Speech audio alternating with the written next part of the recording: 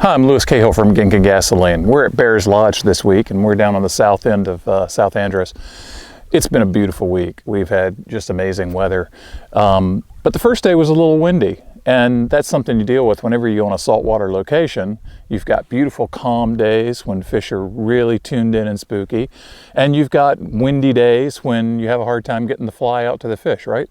So a lot of guys will carry an 8 weight, and they'll carry a 9 weight for when the wind blows, and they'll carry a 7 weight for when it's calm. For me, I carry 2 8 weights, but I carry 2 8 weights that are very different, and they're set up very differently. So I always carry a fast action rod with a heavy aggressive taper line and a softer rod with a longer belly, more technical line. The 2 rods I have on this trip are both Orvis Helios 3s. I like these rods very much, but one is the H3D and one is the H3F. Now this is kind of what Orvis used to call tip flex and mid flex. One bends a little deeper, the F, which stands for feel, bends a little deeper and gives you a little smoother action. The D is more of a tip flex rod that bends more at the tip and really can punch a line out into the wind. So my windy day setup, the D, I have the Airflow Tropical Punch line on it. This is my favorite line in the wind, and this rod responds to it really well. It's a very aggressive taper. It's about 3/4 of a line weight over.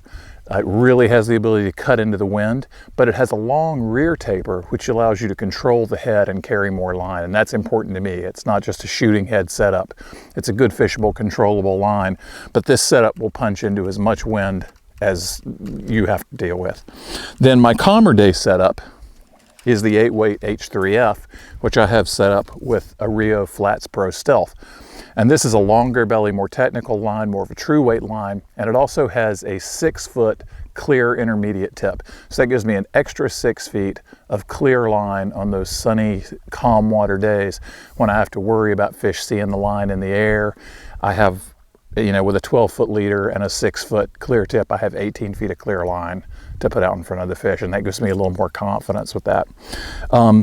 Now, either one of these rods would cast with either one of these lines on it, but they're going to feel very different and they're going to perform very different. For me, rather than carrying a lightweight rod, a heavyweight rod, and an 8 weight rod in the middle, I carry my 2 8s, one set up for the wind, one set up for calm, and if the weather changes in the middle of the day, I'm taken care of.